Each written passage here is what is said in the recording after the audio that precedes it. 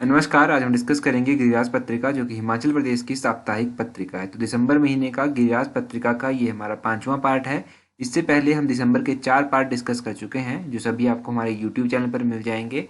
इस वीडियो का PDF file जो है आपको जो है टेलीग्राम पर प्रोवाइड करवा दिया जाएगा। टेलीग्राम का लिंक जो है वो नीचे डिस्क्रिप्शन बॉक्स में दिया गया है। बाकी अभी तक जितने भी वीडियोज हमने डिस्कस किए हैं गिरिराज की, वो सभी आपको मिल जाएंगे यूट्यूब पर। तो चलिए डिस्कस करते हैं आज की वीडियो का फर्स्ट क्वेश्चन। सबसे पहला क्वेश्चन यहाँ पर देखिए, सावरा कुड्डू project is recently in news, which of the following is executing agency of this project. तो जो सावरा कुड्डू प्रोजेक्ट है ये हाल ही में खबरों में था। तो इस प्रोजेक्ट को निष्पादित करने वाली एजेंसी जो है वो कौन सी है। इसको जो एजेंसी निष्पादित कर रही है उसके बारे में तो डिस्कस करेंगे। पहले जान लेते हैं कि ये प्रोजेक्ट खबरों में क्यों था। तो ये प्रोजेक्ट खबरों में इसलिए था, सावरा कुड्डू प्रोजेक्ट, क्योंकि हिमाचल प्रदेश के मुख्यमंत्री ने ये बात कही है कि जो प्रधानमंत्री नरेंद्र मोदी है उनको जो है ये जो सावड़ा कुड्डू प्रोजेक्ट है इसका लोकार्पण करने के लिए आमंत्रित किया जाएगा। इसलिए ये प्रोजेक्ट जो था वो न्यूज़ में था। अब इसको एग्जीक्यूट करने वाली एजेंसी कौन सी है, तो उसको एग्जीक्यूट करने वाली एजेंसी है ऑप्शन बी, HPPCL। HPPCL मतलब Himachal Pradesh power corporation limited. तो ये इसको एग्जीक्यूट कर रही है एजेंसी। इसकी कितनी क्षमता है प्रोजेक्ट की, तो 111 मेगावाट से ये बना हुआ प्रोजेक्ट है। और टोटल अमाउंट जो है इसके ऊपर कितना कर चुका है, तो इसके लिए जो है 1796 करोड़, यानी कि 1796 करोड़ रुपया जो है इसकी लागत है। तो ये आप इस प्रोजेक्ट के बारे में याद रखिए। हाँ, एक और इम्पॉर्टेंट बात, ये कौन से डिस्ट्रिक्ट में स्थित है, तो ये डिस्ट्रिक्ट शिमला में स्थित है। ये भी आप याद रखिए इस प्रोजेक्ट के बारे में। बाकी एक वीडियो हम अलग से लेकर आएंगे जिसमें हिमाचल प्रदेश के सभी इंपॉर्टेंट प्रोजेक्ट और उनको एग्जीक्यूट करने वाली एजेंसी जो है हम अलग से डिस्कस करेंगे। तो जल्दी ही वो वीडियो भी आपको प्रोवाइड करवाई जाएगी। अगला क्वेश्चन देखिए, which of the following statement is correct about मुख्यमंत्री ग्राम कौशल योजना। मुख्यमंत्री ग्राम कौशल योजना के बारे में भी अखबार में जो गिरिराज पत्रिका है इसमें दिया गया था। पहले मैं आपको ये बता देता हूँ कि ये योजना क्यों खबरों में थी। तो ये बात कही गई कि मुख्यमंत्री ग्राम कौशल योजना के अंतर्गत जो है वो पारंपरिक हस्तकला, हस्तशिल्प, लकड़ी और धातु शिल्प कलाओं को जो है वो पुनर्जीवित किया जा रहा है। इसलिए ये योजना जो थी वो न्यूज़ में थी। बस इतनी गई थी। इसके ऊपर एक पूरा छोटा सा आर्टिकल दिया गया था 50 वर्डों का, तो वो इम्पोर्टेंट नहीं है। बट बात करेंगे इस परियोजना के बारे में। यहाँ पर पहली स्टेटमेंट देखिए, under this scheme during the training period the trainee will be provided N incentive of 1500 per month. इस परियोजना के तहत जो है वो प्रशिक्षण अवधि के दौरान जो प्रशिक्षु होगा उसको 1500 रुपया प्रति माह दिया जाएगा। और इसमें जो है वो जो सीमा रखी गई है कि कितना कोर्स होगा, वो 3 मंथ से लेकर 1 साल के बीच में होगा। तो अगर आप इन दोनों स्टेटमेंट्स को देखेंगे तो दूसरी स्टेटमेंट बिल्कुल सही है और पहली स्टेटमेंट जो है वो गलत है। अब पहले आप एक हिंदी का शब्द समझिए कि प्रशिक्षु क्या होता है।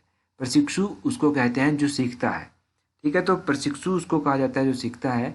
अब जो प्रशिक्षु है उसको 1500 रुपया प्रति मंथ नहीं दिया जाएगा, उसको 3000 रुपया प्रति मंथ जो है वो दिया जाएगा इस योजना के तहत। तो जो सीखने वाला होगा उसको 3000 रुपया प्रति मंथ दिया जाएगा, और जो सिखाने वाला होगा उसको प्रति माह दिया जाएगा 1500 रुपया पर स्टूडेंट, यानी कि पर प्रशिक्षु जो है उसको 1500 रुपया प्रति मंथ दिया जाएगा। और इसमें लिमिट रखी गई है कि जो प्रशिक्षक है वो 5 लोगों को प्रशिक्षण दे सकता है, यानी कि उसको 7500 रुपये तक जो है वो दिया जा सकता है, ठीक है। ये भी आप याद रखिए इसके बारे में, प्रशिक्षु को कितना दिया जाएगा, प्रशिक्षक को कितना दिया जाएगा। अब इसमें कौन कौन से काम सिखाए जाएंगे, जैसे सिलाई हो गया, कढ़ाई हो गया, बुनाई हो गया, धातुओं के ऊपर जो कला की जाती है वो हो गया, टोकरी बनाना हो गया, लकड़ी का काम हो गया, इसमें राजमिस्त्री हो गए, पत्थर की चित्रकला हो गई, बाल काटना हो गया, पेंटर का काम हो गया। ये सब काम जो है यहाँ पर सिखाए जाएंगे।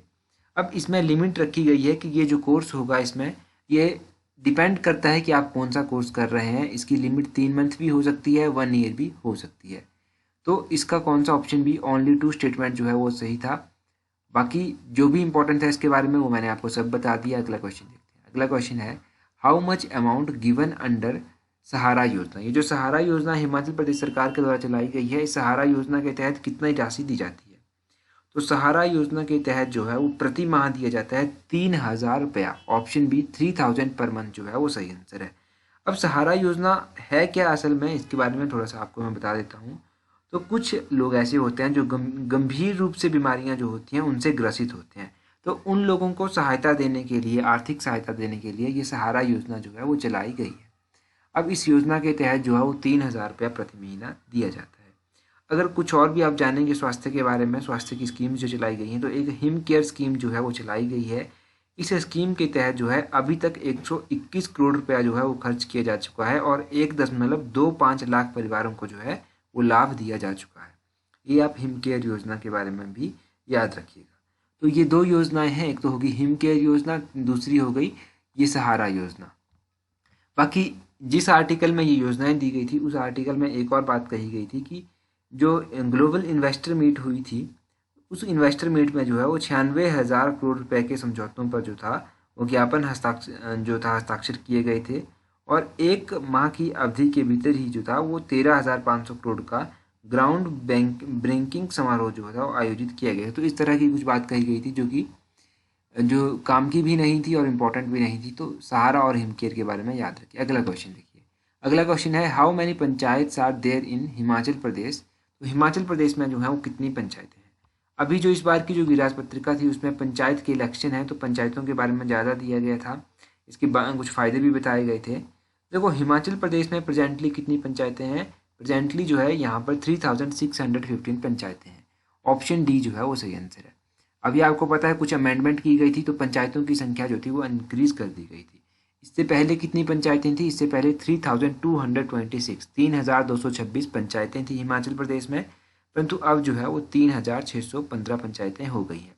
अभी जो पंचायत के इलेक्शन हो रहे हैं वो 3 चरणों में करवाए जाएंगे और इस बार जो है वो कितने मतदाता जो हैं वो भाग लेंगे, यानी कि कितने मतदाताओं के नाम जो हैं वो लिस्ट में है। तो अप्रॉक्सीमेटली 54,33,168 मतदाता जो हैं वो पंचायती इलेक्शन जो है इनमें जो है वो पार्टिसिपेट करेंगे या फिर उनके नाम यहाँ पर दर्ज हैं। बाकी एक और बात कही गई थी यहाँ पर कि हिमाचल प्रदेश पंचायती राज अधिनियम 1952 जो है इसके लागू होने से पहले हिमाचल प्रदेश में जो था वो 280 ग्राम पंचायतें होती थी। 1962 में जो था वो ग्राम पंचायतों की संख्या जो थी वो 638 कर दी गई और जब पंजाब के कुछ पहाड़ी क्षेत्र हिमाचल में मिले तो उसके बाद पंचायतों की संख्या जो थी वो 1695 कर दी गई थी।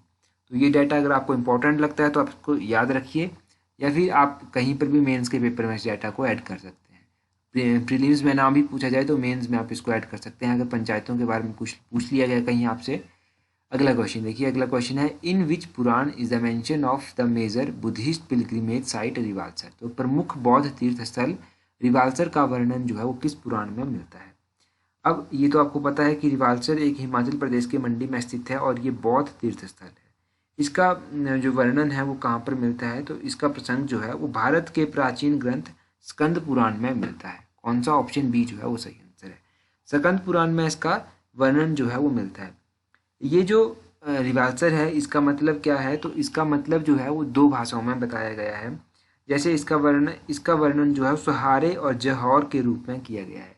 इस तरह से होगा, सहारे और जौहर के रूप में किया गया है। सहारे और जौहर का मतलब क्या होता है, इनका मतलब होता है एक झील, इनके झील इनका मतलब होता है और जौहर भी कुछ इस तरह से है। जौहर कुछ इस तरह से लिखा जाता है और सहारे कुछ इस तरह से। इसका मतलब मैंने आपको बता दिया कि झील जो है इसका मतलब होता है। अभी यहाँ से अगर आप कुछ और भी जानेंगे तो देखो, लाहौल स्पीति और किन्नौर के लोग आज भी इसको जो है वो मंचो नाम से जानते हैं। इस तरह से कुछ मंचो लिखा जाता है, मंचो नाम से जानते हैं। तो मंचो का मतलब क्या होता है, मंचो का मतलब भी झील ही होता है। बाकी कुछ टाइम पहले एक एग्जाम हुआ था जिसमें पूछा गया था कि मंडी का प्राचीन नाम क्या है या फिर मंडी को किससे जोड़ा जाता है, कुछ इस तरह से पूछा गया था। तो जौहर से मंडी को जोड़ा जाता है, ठीक है, ये प्राचीन नाम इसका कहा जाता है। कुछ इस तरह से क्वेश्चन आया था उस टाइम, तो ये आप याद रखिएगा। अगला क्वेश्चन देखते हैं हमारे पास क्या है। नेक्स्ट क्वेश्चन है recently in which city of India international Gita festival was celebrated. तो हाल ही में भारत के किस शहर में अंतर्राष्ट्रीय गीता उत्सव मनाया गया।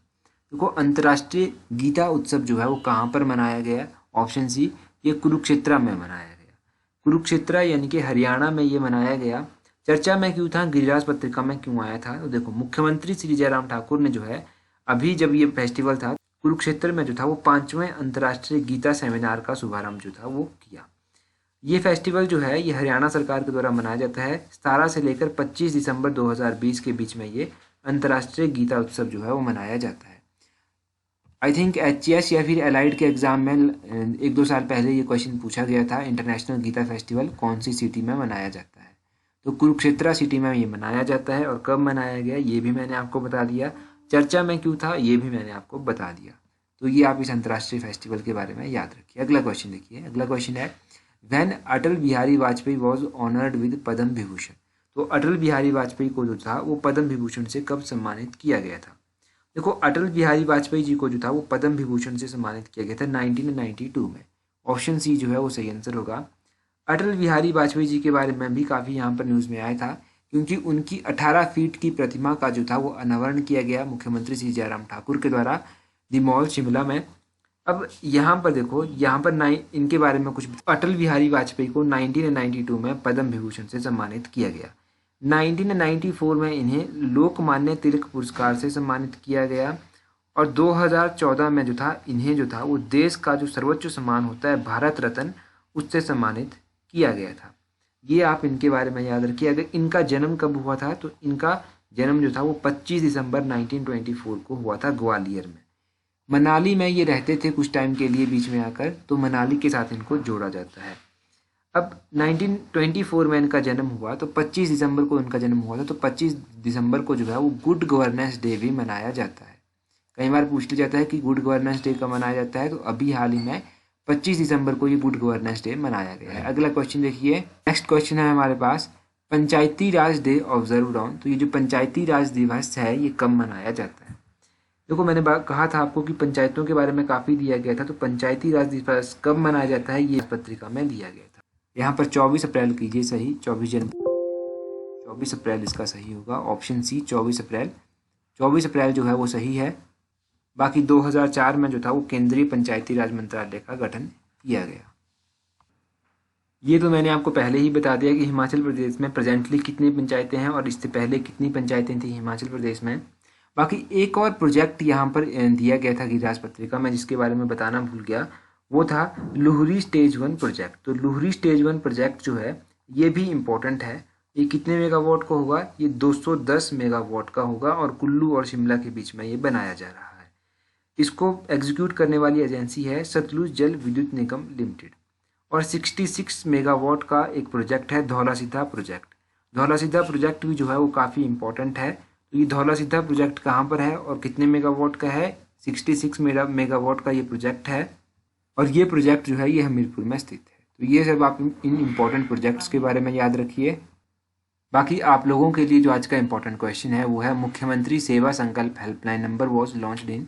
मुख्यमंत्री सेवा संकल्प हेल्पलाइन नंबर की शुरुआत कब की गई थी, ये हमने लास्ट टाइम गिरिराज पत्रिका में डिस्कस किया था। तो अपना आंसर कमेंट करके ज़रूर बताएं। So that's all for today. Thank you very much.